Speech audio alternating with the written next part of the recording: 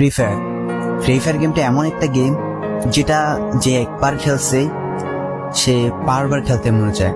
প্রথম পারবে না, চেষ্টা করতে করতে যখন পেরে যায় তখন আর ছাড়ে না।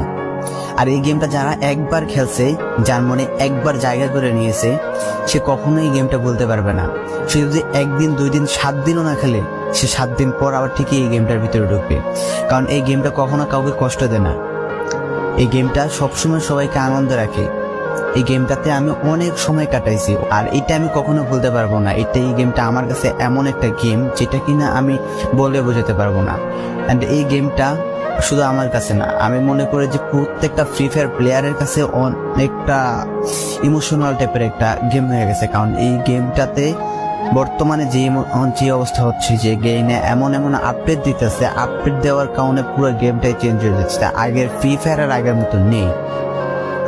তো এই কারণে হয়তো কোনো এক সময় আমরা এই গেমটা ছাইড়া দিতে হবে, তবে ছাড়া হবে না। যদি ছাড়া হয় তাহলে শুধুমাত্র গেমটা ব্যান্ড হওয়ার পরে ছাড়া হবে।